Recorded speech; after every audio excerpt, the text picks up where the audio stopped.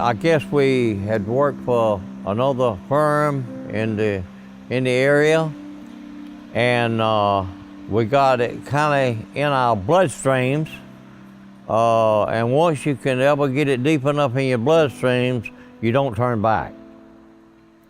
So we felt like that we could make an honest living for our families. We had no money to go in business. So we rented a place. We all supplied the same equal amount of money into it, got the same salaries, and started a business and went from there. So we got us some used trucks, very old used trucks. And we took these trucks and started doing scrap on the side. And later on, a man come in, bought the four of us out, so we was all gonna be out of a job. So our friends out of South Carolina where came in and bought the business out from the four of us. Originally, he said, if y'all boys really want this business now, I'll make sure y'all get the business. Said, y'all give me X amount of dollars for the equipment. It was switch a bunch of old equipment, but it was something we could start with. So I said, that's fine. So we went to a good friend of ours, and we no longer would sell our scrap to him. He would loan us $20,000 we needed. So he loaned us the $20,000, and we went to the bank and said, I did, and I had a credit card and borrowed $5,000. And we just went from there with it.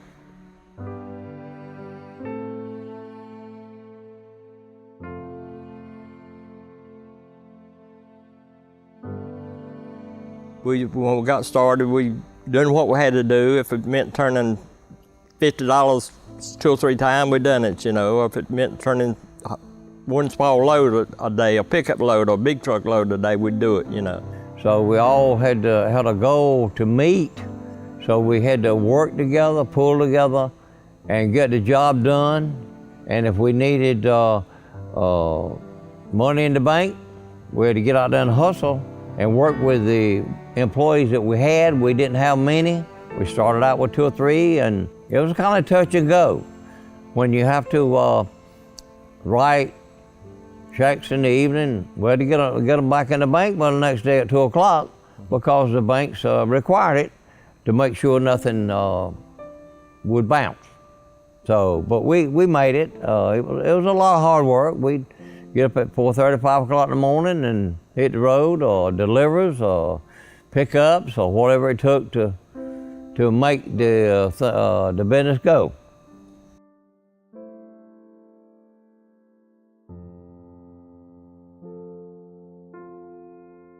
Mud.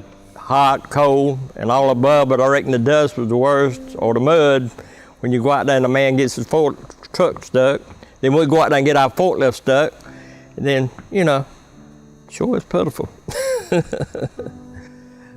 Matter of fact, me and him one night, kind of interested, we helped save the boy's hand.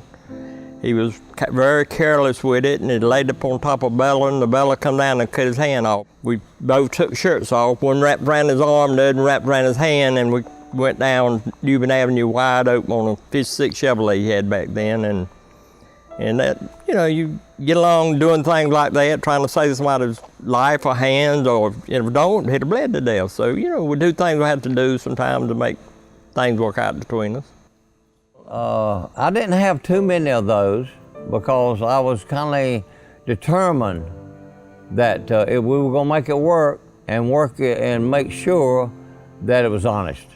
And that was my goal in doing it, because I had been accused when I laid my keys down at the other firm. They accused me of being too honest to be in scrap business. And I said, well, that's not an insult. They told us we wouldn't last 90 days, that y'all too honest to be in this kind of business. And if that's what it takes, I said, well, I can be honest and still make it, but don't. The good Lord will bless me either way.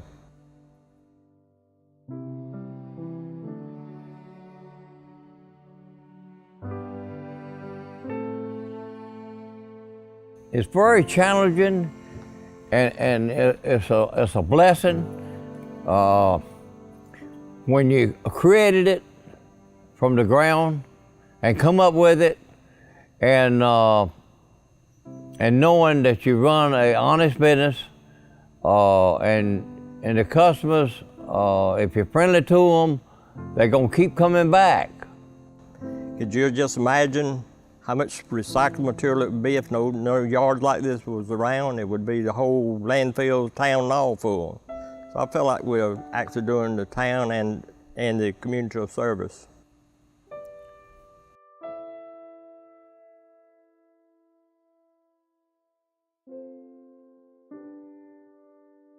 "40 years, May 2nd, 1975. When we left, the two of us, we retired something like 10 years ago, a little over.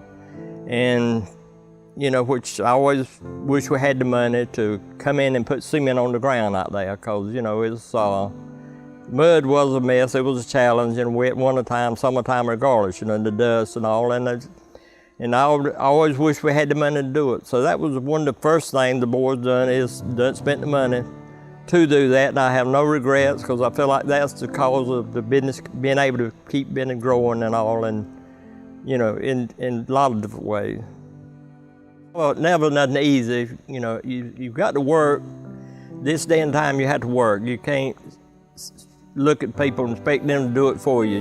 If you're willing to get out there and do it with them, or do what you ask them to do, then if they fail you, then you got a reason to tell them you don't need them no more. But if they'll work with you, I used to hire them and put them out at 8 o'clock to go to work, and 10 o'clock to take a break, and 10:15 you didn't find them no more. They were gone, never come back and got that 2-hour pay, but they were gone. Last a day. You work with them, and that didn't work, so you're glad they left.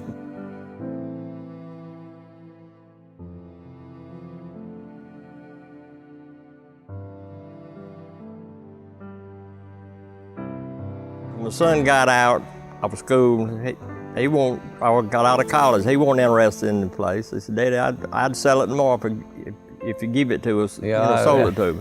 I said, "Son, you won't get it as long as you got that attitude." But then he told me, come to one day, said, "Daddy, you interested in letting me go to work?" I said, "Sure, son." I said, "That was my dream." I said, any daddy's dream to see his son take into the business and be willing to work and fill his shoes. I said, because I'm not going to always be here, and you got children, grandchildren come along, you won't see better life for them. You don't want them to grow up like we were. We were farming people on the farm, and little no money, but Dad done the best he could, so that's what we tried to do the best we can with the scrap business and keep it growing and furnishing our children.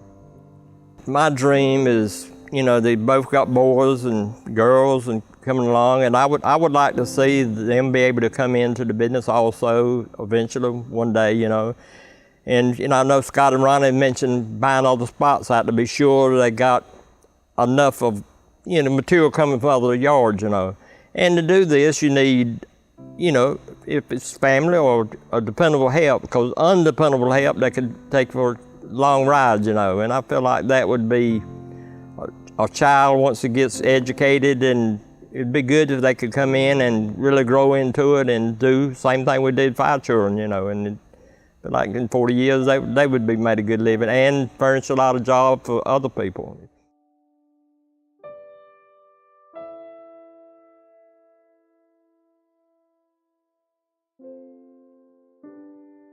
We do want to thank our families and for their support in the scrap business, and understanding, because there was a lot of long hours and late at night coming home, but back then they knew we had to do what we had to do. At some point we was even working in our backyards to keep doing it at the business we was at that time, but we do have to thank our families for what we have done, because they were behind us,